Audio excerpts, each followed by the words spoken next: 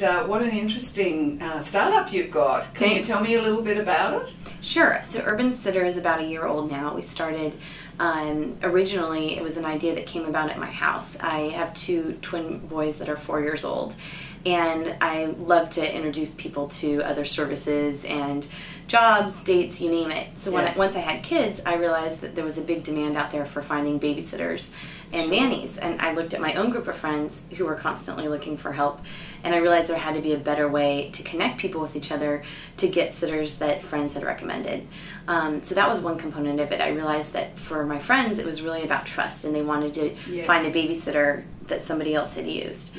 Then I sort of layered it in with this idea that I could go to OpenTable or any other restaurant site and book a restaurant in 2 minutes, but after I book that restaurant, it could take me anywhere from 20 minutes to a couple of days to find a sitter to go with it. Right. So kind of tying together this idea of finding trusted sitters and really leveraging the social network combined with this real-time booking component of being able to find somebody right away, I realized those were two ideas that work really well in the babysitting space. Right, and hadn't been done before. And hadn't been done before, right, exactly. Or I would have been using them. Yeah, good work. So it really came out of your own need and your friends' need that you saw that opportunity. And I'd also been following trends of what's been going on, and I think a lot of companies are starting to leverage the social network and really understand that there's this trust component out there, and people want to know which services their friends are using. And I think when you really look at the hierarchy of trust, who you leave your kids with is at the top of that peak. So it made a lot of sense that this is an area that would benefit from it. Right. And so how did you manage to set it up? Obviously you're a mother, and funds would be tight, I would imagine. And so how did you go about funding the startup? Originally what I did, after I sort of put the idea together in my head, I met with different people who I thought would have a lot of value to add to make sure this was something I wanted to move forward with. So I met with people who had technology experience to really understand, was this going to be a heavy technology play where we're going to need to build things from scratch, or could we actually leverage technologies that were already out there? So I started with that. Then I met with people who have mom businesses that maybe are more familiar with the marketing space than I am, to make sure that this seems like a service that parents and sitters would like. And then I think probably the most valuable thing I did was actually meet with a lot of potential customers ahead of time. Very good.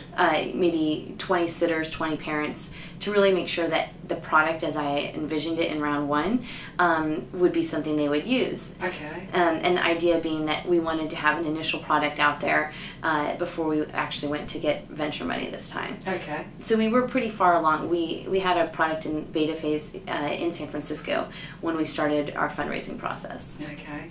And how did that go? How was the fun? I know you've had a startup before this one, so obviously that helped. It helped having had the experience in the past, and I think it's a space that I'm very passionate about, and I obviously know well, since it's a service I use frequently myself.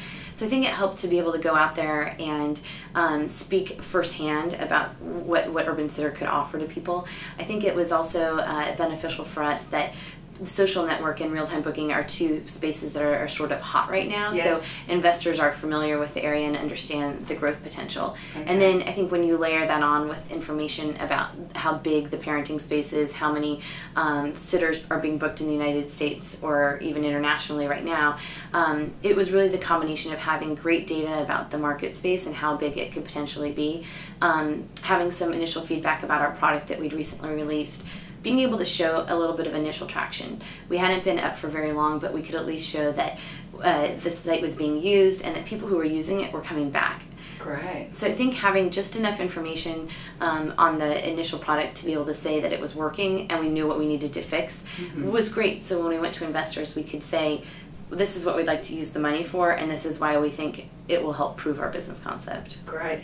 One thing that a lot of the investors say that women may need even more than men, although I gather men need it too, is to have a technical person on the founding team. Did you have a technical person on the founding team when you were raising venture? We have two, so to speak. So my business partner, Andrea Barrett, had worked at TripIt, and she was one of the first product people there. So she brings the product piece to it. Right. And my other business partner, Hadar Wazotsky, he is our CTO. So we do. I think I think it really helped. I wouldn't say it's necessarily a requirement.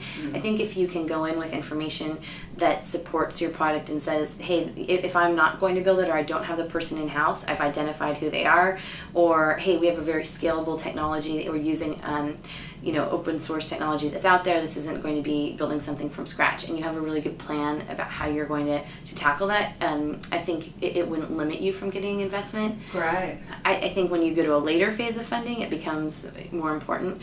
But I think really in the beginning, to be able to show that what you're doing can easily be built and that you can find the right people to do it, I think that's kind of the main really helpful point. Yeah, that's really pragmatic advice. I gather that really that big secret to success for you guys, apart from your experience with the startup in the past, was that you actually had a minimum viable product. I think it helped having a product. Yeah. I think to be able to show investors, it makes it an easier story to pitch. I think it's a lot easier when you're showing something and you're actually able to talk about how people are using it, what you'd like to add to it. I think if you don't have a viable product, having very good visuals of how it's going to work and how people are going to interact with it is probably really helpful. Yes. And I think in that case, if you don't have a product, having additional data to support it and really show how quickly you're going to be able to go out there and build it and attract users would be crucial. Fabulous. Well, it sounds like a great service. I think through the centuries we've always needed sitters. Definitely. and that you're hooking up with some of the entertainment pieces is really great, so that you can go straight. Are you going to link with the entertainment sites? Or? Well, we do. I mean, just naturally, it's been interesting to see how people have used our site, and we've had a lot of feedback that parents are using it too. They'll find a restaurant that they'd really like to go to, and then they'll use our site to make sure there's a sitter available that night, or they're debating between theater tickets one night or another, and so they'll first check our site to see if there's a sitter available. And I think the idea that there are these sitters out there that a lot of their friends have used, or that people from their child's preschool, it makes a parent feel better about going out because they know that the person that they're leaving their children with has been vetted by their friends. Yeah, it also gives you a bit of an opportunity there. There's some sort of window to start partnering with some of these entertainment sites. It does, definitely. And, it's added value for them, really, knowing that they can start to capture that market of parents that need sitters. And to think that you can go and buy your movie ticket, book your sitter, and take a car ride home that's all already on your credit card, and you can go cashless for the night. I think that's another component we've layered in the online payment piece. Really good. And I know you were saying to me that it's you started where we are in the Bay Area. What are your plans as far as world domination? We've recently expanded, so now we're in New York, Chicago, Denver, Seattle, San Diego, about, I would say, almost a dozen cities now. Congratulations. And it's been interesting. So we've been able to replicate our rollout process in the Bay Area and these other cities. I think that's something else on the fundraising side. I would say that being able to understand how you will expand your service and have a very clear vision for what it takes to get another city or another vertical up and running is probably really important. We've been fortunate in that it's caught on quickly in these other cities, and we're even seeing overlap between the areas. So an example would be a friend of mine in San Francisco this weekend told me she went to our site and noticed that 4 of her New York friends are now using it, and they found out about it from someone else. But it's a great way too. I think if you're traveling, you can find sitters in other areas. Yeah, fabulous. Well, look, I wish you all the success with this startup. Thanks. And it's really appreciate all your advice and feedback and experience, and I'm sure my viewers will too. Well, great. Thanks for talking to me today. Okay.